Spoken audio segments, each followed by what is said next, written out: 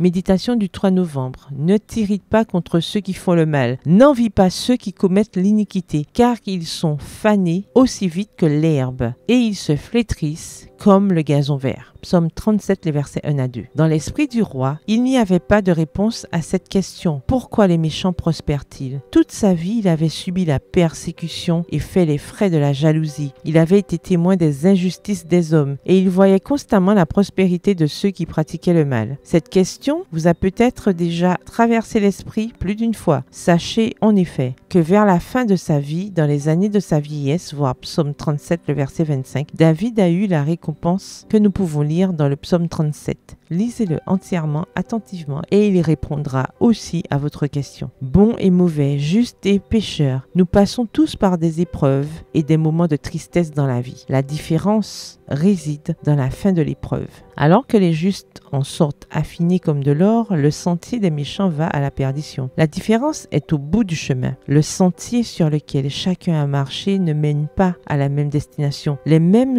eaux qui ont noyé l'armée de Pharaon ont formé des murs de protection pour permettre au peuple d'Israël de passer au milieu de la mer. Le même feu qui a tué les soldats de Nebuchadnezzar a caressé la peau des 3 Hébreux qui marchaient au milieu de ce feu. Les mêmes lions qui ont dévoré les accusateurs de Daniel se sont promenés autour de lui une nuit. Voyez-vous, les méchants peuvent nous sembler triomphants pendant un moment, mais la justice du Seigneur les rattrapera au bout du chemin. Ce n'est pas à nous de décider de la fin des méchants, mais Dieu a déjà préparé leur rétribution, non pas comme un acte de vengeance, mais comme la récolte de ce qu'ils ont eux-mêmes semé. Psaume 37, le verset 5, nous lance une invitation. Remets ton sort à l'Éternel, confie-toi en lui, et c'est lui qui agira. C'est par la foi que le peuple d'Israël a traversé la mer. C'est par la foi que les 3 Hébreux sont entrés dans la fournaise. C'est par la foi que Daniel a marché vers la fosse aux lions. Tous ont confié leur chemin au Seigneur et l'ont laissé s'occuper de tout. Et le Seigneur s'en est occupé. La bonne nouvelle, c'est que si vous restez du côté de la justice divine, Dieu s'occupera de la fin de votre chemin. PS, heureuse de la fin des justes. Bonne journée et que l'Éternel vous bénisse.